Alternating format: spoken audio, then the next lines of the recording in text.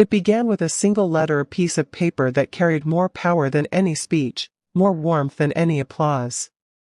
On that paper were the words of a man who once struggled to even say his own name out loud. The man was Joe Biden, and the letter was written to a young boy who felt like his voice didn't belong in the world. The boy's name was Brayden Harrington.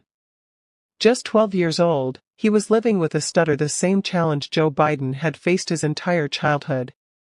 When Brayden spoke, his words sometimes caught in his throat. He felt embarrassed in front of his friends, frustrated that his thoughts moved faster than his tongue could keep up. But that was before he met Joe.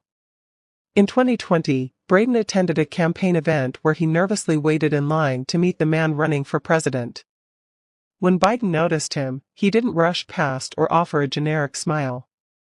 Instead, he knelt down to the boy's level and said something Brayden never forgot: "You're just like me." Those 4 words carried a kind of magic, a promise that this boy's stutter didn't define his worth or his future. Later, Biden sent Brayden a handwritten letter. It wasn't political. It wasn't rehearsed. It was human. He told Brayden that stuttering was not a weakness but a challenge that could be conquered. "You can do anything," he wrote, "because you have something to say that matters."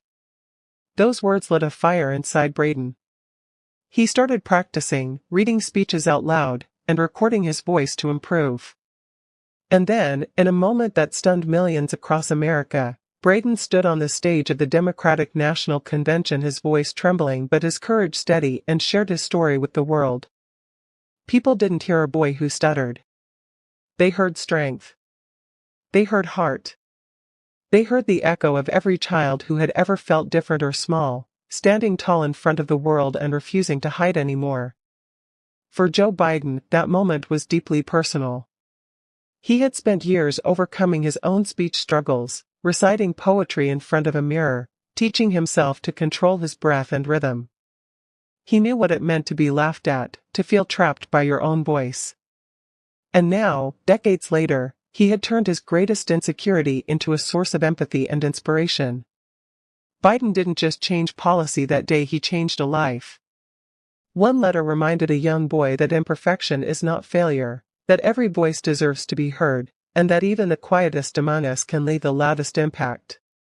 And somewhere, that letter still rests, a small piece of paper filled with hope, proof that sometimes the most powerful speeches are written not for crowds, but for one heart at a time. Whose inspiring story of politician would you like to hear next? Tell us in the comments below.